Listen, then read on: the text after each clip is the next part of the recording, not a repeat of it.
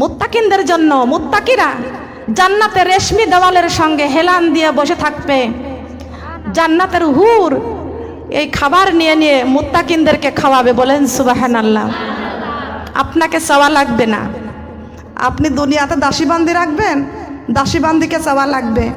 জান্নাতের দাসীবান্দি থাকবে হুর, আপনাকে খেদমত করবে, আপনার গোলামি করবে, তাদের কাছ থেকে চাওয়া লাগবে না। তারা এমনি এমনি মুখের কাছে নিয়ে চলে আসবে। বলেন সুবহানাল্লাহ। রেশমি দেওয়াল। আল্লাহ পাক রব্বুল আলামিন বলেছেন, ফাবিআইয়ি আলাই রাব্বিকুমা তুকাযযিবান। আল্লাহর কোরআনে এতই মধুর মাগো, না জানিতাম আগে। আল্লাহর কোরআনে এত মধু মাগো, না জানিতাম আগে। এই মধুর কোরআনে বুকে করে আমি যাব অন্ধকার কবরে। লা ইলাহা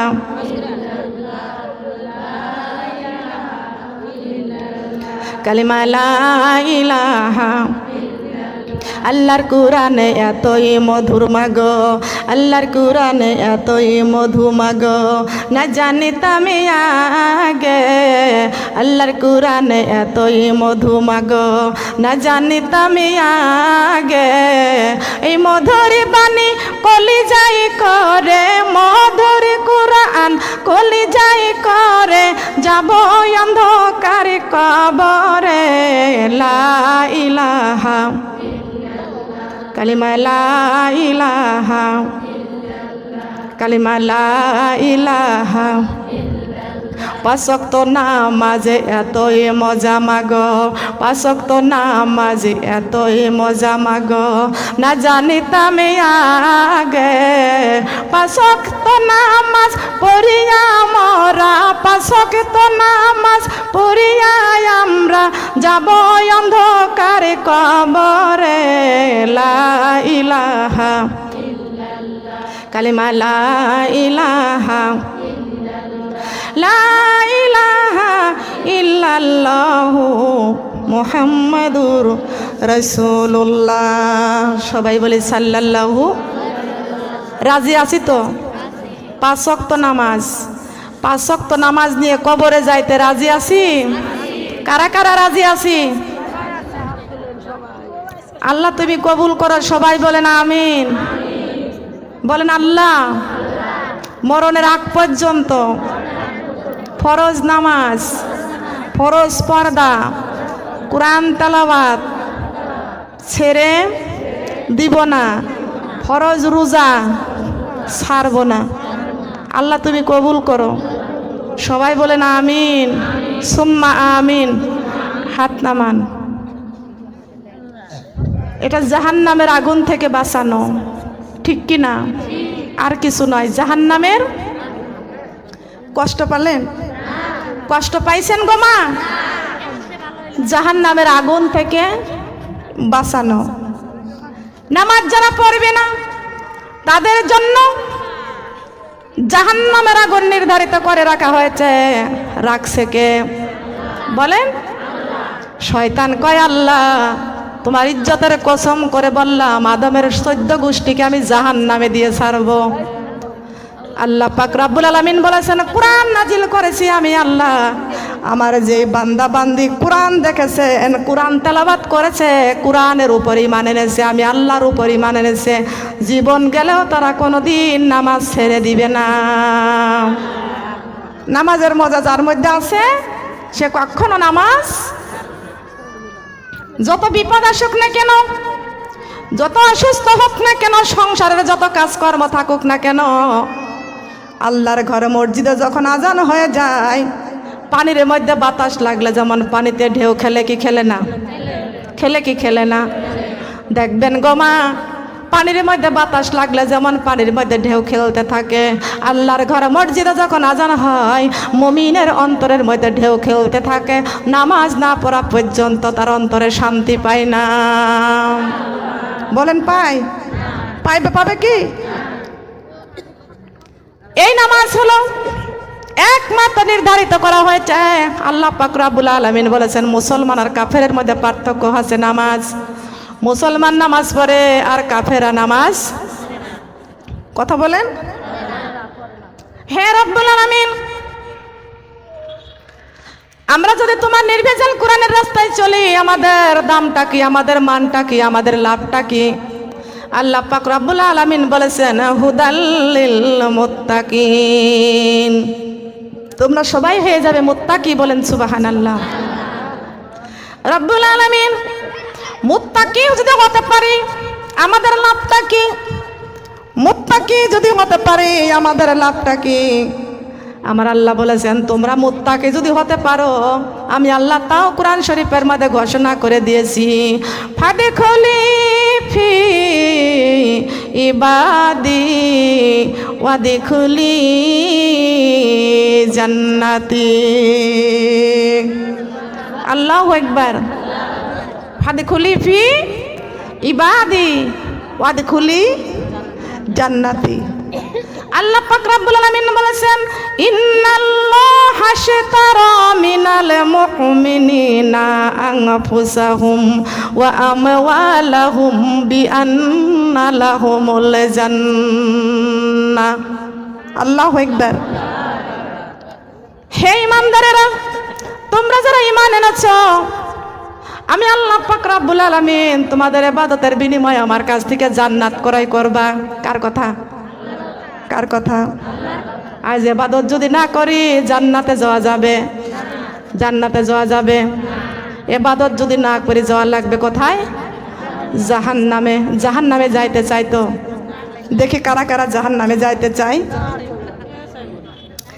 জাহান্নামে যাইতে চাই কারা কারা? জান্নাতে যাইতে চাই কারা কারা? আল্লাহু আকবার।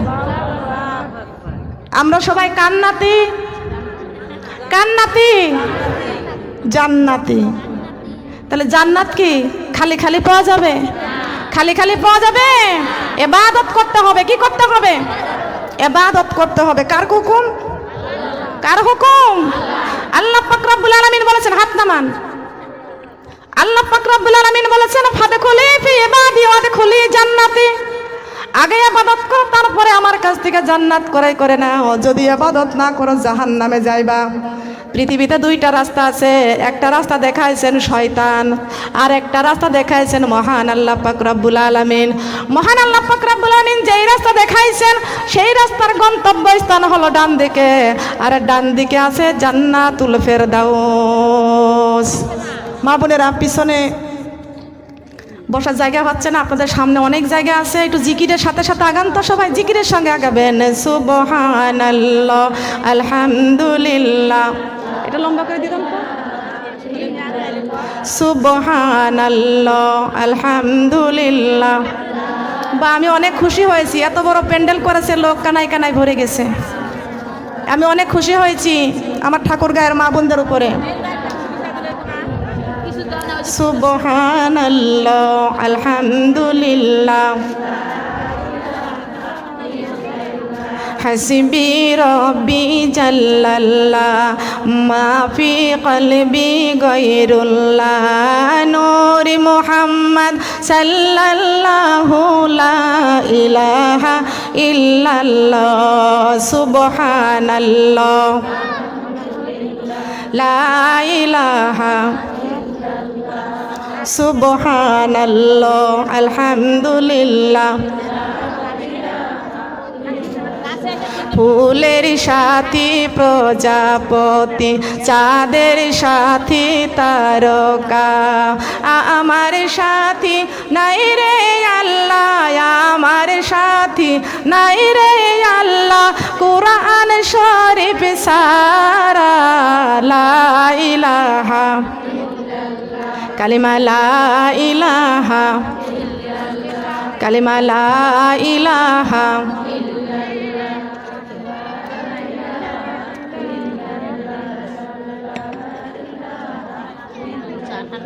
লা ইলাহা ইল্লাল্লাহু মুহাম্মাদুর রাসূলুল্লাহ। সবাই বলি সাল্লাল্লাহু আলাইহি ওয়াসাল্লাম। সম্মানিত আমার মা বোনেরা, আল্লাহ পাক রব্বুল আলামিন বলেছেন ইন্নাদ দীনা ইনদাল্লাহিল ইসলাম, ইন্নাদ দীনা ইনদাল্লাহিল ইসলাম। ইসলামটা কোনো বংশীয় থেকে আসে নাই, ইসলামটা কোনো মার্কেট থেকে আসে নাই, ইসলামটা আইছেন মহান আল্লাহ পাক রব্বুল আলামিনের পক্ষ থেকে। বলেন সুবহানাল্লাহ। ইসলামটা কার মনোনীত ধর্ম? বলেন, আমার আল্লাহর মনোনীত ধর্ম। কোন মুসলমান যদি ইসলামের পথে চলাফেরা করে, তার ইসলামের মধ্যে সর্বশ্রেষ্ঠ ইবাদত হচ্ছে 5 ওয়াক্ত নামাজ পড়া। 5 ওয়াক্ত নামাজ যে পড়বে না, ইসলাম থেকে সে বের হয়ে গেল। ঠিক কিনা বলেন? 5 ওয়াক্ত নামাজ, ইসলামের মধ্যে সর্বশ্রেষ্ঠ ইবাদত হচ্ছে 5 ওয়াক্ত নামাজ পড়া।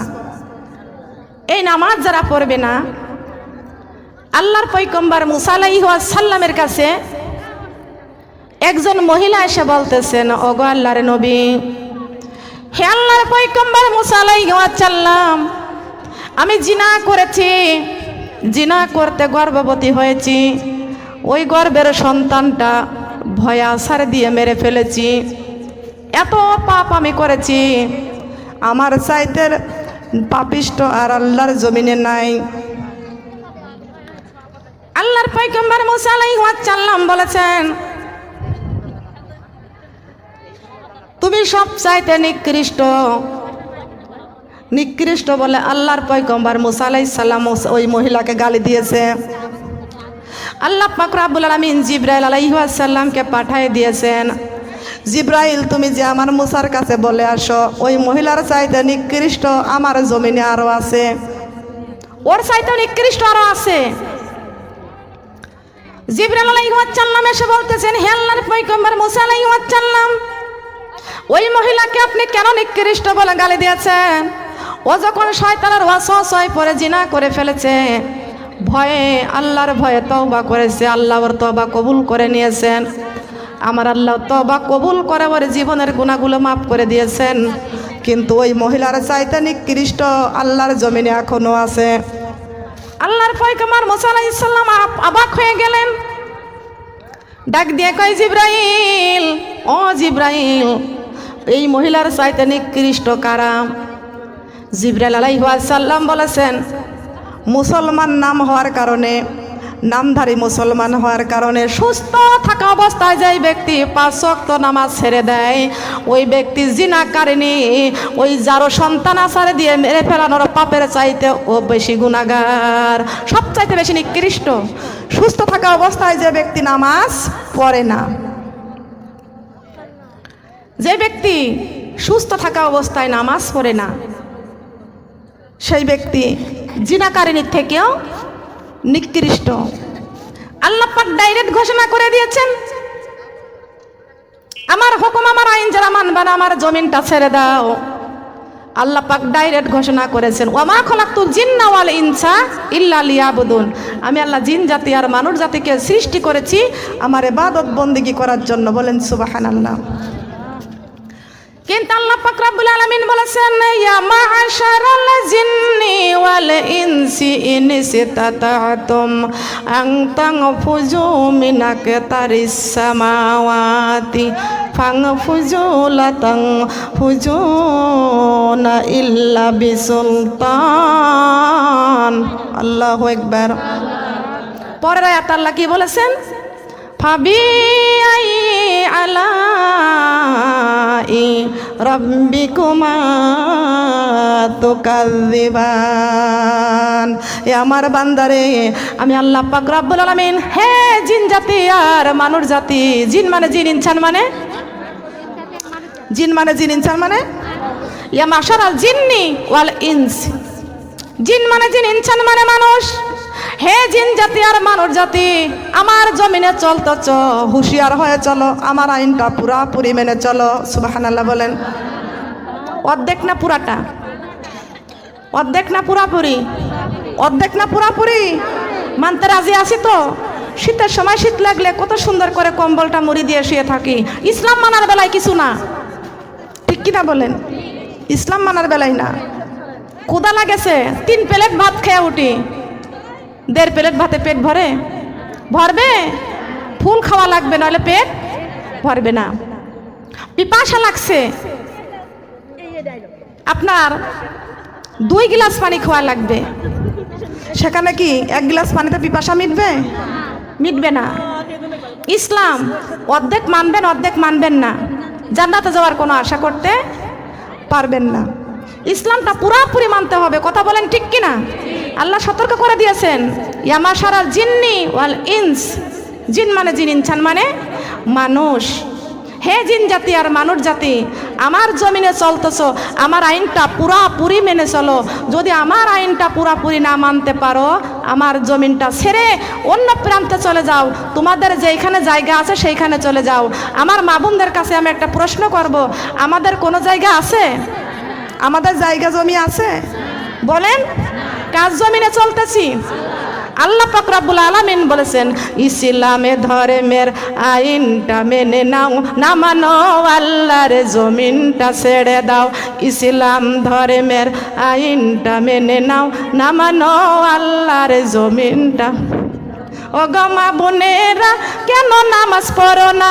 ও গো মা বোনেরা কেন নামাজ পড়ো না? কেমনে থাকিব ওই অন্ধকার কবরে? ইসলাম ধর্মের আইনটা মেনে নাও, না মানো আল্লাহর। ইসলাম ধর্মের আইনটা মেনে নাও, না মানো আল্লাহর জমিন। পারবো? আল্লাহর জমিন ছাড়তে পারবো? বলেন পারবো কি? আল্লাহর জমিন যদি না ছাড়িতে পারি, আল্লাহর কোরআন ভুলে কেমনেতে চলি? ও গো মা বোনেরা কেন পর্দা করো না? ও গো মা বোনেরা কেন পর্দা করো না? কেমনে থাকিব ওই অন্ধকার কবরে? ইসলামে ধর্মের আইনটা মেনে নাও, না মানো আল্লাহর জমিন ছেড়ে দাও। সুবহানাল্লাহ বলেন। কার কথা? আমি কিন্তু কুষ্টিয়া থেকে মার্কেট করে আনি নাই। আল্লাহ পাক ডাইরেক্ট বলেছেন, ইয়া মাশারাল জিন্নি ওয়াল ইনস। জিন মানে জিন, ইনসান মানে। আল্লাহ বলেছে আমার আইনটা পুরাপুরি মানো, যদি না মানো আমার জমিনটা ছেড়ে দাও। কিন্তু এই যে জমিন, যে জমিন দিয়ে আপনি হাঁটেন, মসজিদে প্রতিদিন 5 বার আজান হয়। কয়বার? কয়বার? সম্মানিত আমার মা বোনরা খেয়াল করুন, যেই কথা একটু আগে বলছিলাম, বাবা সন্তানটাকে কত কষ্ট করে রোদের মধ্যে, শরীরটা পুড়ে যায়, গায়ে ঘাম, বাবার সোনার বরণ চেহারাটা রোদে কাজ করতে করতে কালো হয়ে যায়। জনমে দক্ষিণে মা কত কষ্ট করে সন্তানকে ডাক দেয়া বলে, বাবারে আজকে দিনের মধ্যে তোকে বারবার একটা হুকুম করলাম, বারবার তুই আমার হুকুমটা অমান্য করলি। তোর মতো সন্তানের দরকার নাই, আমার বাড়ির থেকে তুই বের হয়ে যা। সন্তানের ঘাড়ে ধাক্কা দিয়া ঘর থেকে, বাড়ির থেকে বের করে দেয়। দরকার নাই তোর মতো সন্তান, যেই সন্তান কথা শোনে না। আল্লাহ পাক রব্বুল আলামিন বলেছেন, রে আমার বান্দা, আমি আল্লাহ পাক রব্বুল আলামিন তোমাদের মায়ের পেটে আমি আল্লাহ লালিত পালিত করেছি। সুবহানাল্লাহ বলবেন না? আমি আল্লাহ পাক রব্বুল আলামিন তোমাদের মায়ের 10 মাস হায়েজ নেফাসটা বন্ধ করে দিয়েছি, সেইটা আমি ফুলে পরিণত করে দিয়েছি। বান্দারে আমি আল্লাহ পাক রব্বুল আলামিন সেইটা ফুলে পরিণত করে দিয়েছি। ওই ফুলের সাথে একটা তার সেট করেছি, ওই তারটা তোমাদের নাভির সঙ্গে আমি আল্লাহ সেট করেছি। এ আমার বান্দা, মায়ের নেফাসটা নাপাক, ওটা তোমাদের মুখ দিয়ে আহার করাই নাই, নাভির সঙ্গে তোমাদের তার সেট করে আমি আল্লাহ মায়ের পেটে তোমাদের লালিত পালিত করেছি। মুখ দিয়ে খাওয়াই নাই, এই জন্য মুখ দিয়ে খাওয়াই নাই। আমি আল্লাহ পাক রব্বুল আলামিন তোমাদের গালের জিহ্বাটা অনেক দামি জায়গার মাটি দিয়ে বানাইছি। কোন জায়গার মাটি জানা আছে? কোন জায়গা? দামি জায়গা। জায়গাটার নাম কি আজকে জানার দরকার আছে কি না? ভালো করে জেনে রাখুন, খেয়াল করুন। আল্লাহ পাক রব্বুল আলামিন বলেছেন, এমন একটা দামি জায়গার মাটি দিয়ে তোমাদের গালের জিহ্বাটা আমি আল্লাহ পাক রব্বুল আলামিন বানাইছি। মায়ের ওই নেফাস নাপাক রক্তটা তোমাদের মুখ দিয়ে আমি আহার করাই নাই, এই জন্য তোমাদের গালের জিহ্বাটা আমি আল্লাহ পাক রব্বুল আলামিন জান্নাতের মাটি দিয়া বানাইছি। কোন জায়গার মাটি দিয়া? বলেন কোন জায়গার মাটি দিয়া? হে আমার বান্দা, তোমাদের মায়ের পেটে আমি আল্লাহ তোমাদেরকে 10 মাস 10 দিন লালিত পালিত করেছি, আবার তোমাদেরকে দুনিয়াতে আনলাম, তোমাদের মায়ের বুকে কুদরতি ফিডার করে দিলাম, সেইটা রেফ্রিজারেন্টের মতো আমি আল্লাহ গরম করেছি, হালকা হালকা মিষ্টি করে দিয়েছি। ফাবিয়াই আলা রাব্বিকুমা তুকাযযিবান। আল্লাহু আকবার।